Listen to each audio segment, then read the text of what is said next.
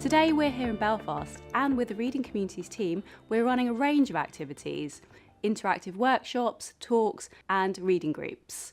We're really interested in readers in the past, but also readers today, contemporary readers, how they experience reading and how they enjoy it. We'll be learning firsthand about the importance of reading to people and their lives.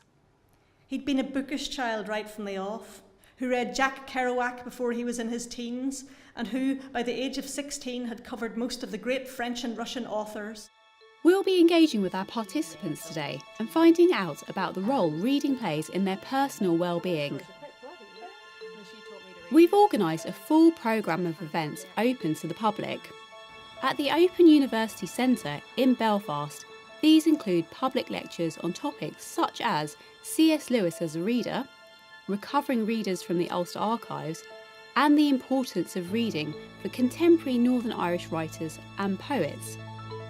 We have also organised hands-on activities with facilitated reading groups where members of the public have been looking at C.S. Lewis's own reflections on his reading, or exploring the records and responses of 19th century readers found in the Reading Experience database. Children suffer not, I think, less than their elders, but differently.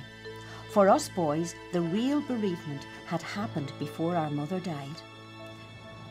We have been supported by Verbal Arts, who have been running a mobile bus reading room. The reading room started as a UK City of Culture programme, and it was all about trying to instill that love of reading back into the community. And we have moved forward now, and we're actually working with those most removed from a reading experience. Could you tell us a little bit more about the role the bus plays in the sort of programmes that you run? Yes, the bus is very important because it enables us to go out, especially to rural areas, and deliver the reading rooms where maybe groups don't have their own community centres. We work in hospitals, prisons and residential care homes, so it's about taking that joy of reading out to those most vulnerable people. The whole point of reading rooms is that we take the short story and the poem. It gives us a jumping off point to actually have a conversation. The stories can actually evoke memories or sharing of stories, and that's a good positive experience for everybody that's actually in the reading room at that time. Now, let's hear from some of the reading group participants to see how important reading is in their lives and how the day's activities have made them think afresh about readers past and present. Coming here today has made me, first of all, think of something that I had never thought of before, because basically, although I have been reading for a long time, I never actually thought about people in the 19th century. Fiction is something that I kind of came to slightly later in life anyway. When I was young, I read a lot of non-fiction. My idea of curling up with a good book was the Guinness Book of British Hit Singles, which I read from cover to cover as a child, and that was my little Bible. I loved music, and that was what I did. I never really thought about writers themselves as what they actually read, and I actually have found that that would be a particularly interesting piece of research to do.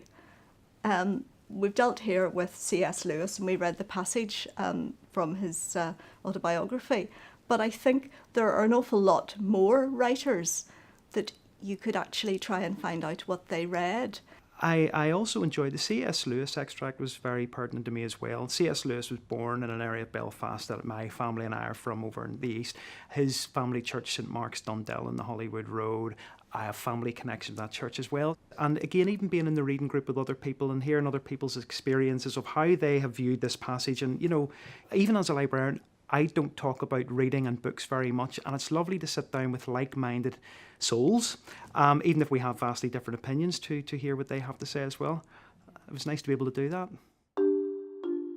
The day's events concluded with an evening reception at the Linen Hall Library, one of Belfast's most famous institutions.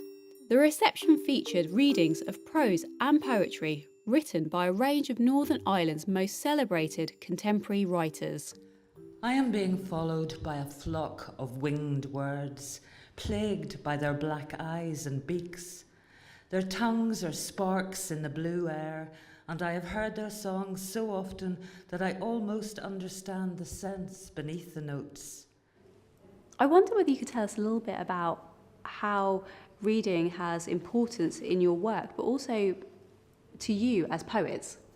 My mother used to read to me all the time, and I grew up with a great love of books. Books have always been part of my life. If you write, you want to communicate, and reading aloud is part of that. But also it gave me a great love of and understanding, I suppose, of the rhythm and the musicality of poetry. When I was very small, a lot of the books I read were about things I knew nothing about and hadn't experienced, like posh girls in boarding schools that had horses, you know. Well, it's the first time I've been to one of these things. I am a writer. I came here tonight, I didn't know what to expect. The one thing that was a surprise was that Moira Donaldson did a poetry reading, and I'm not into poetry, but I found it, I really liked it. It was stimulating, it was interesting, so I suppose I've developed my like of poetry through this meeting tonight, which was unexpected. By connecting readers past and present, the Reading Communities project showcases how readers throughout history are linked. Discovering more about Northern Irish readers from the past has taken these contemporary readers on a journey of self-discovery about their own reading in the present. For more information, follow the link to the Open University's Reading Communities project.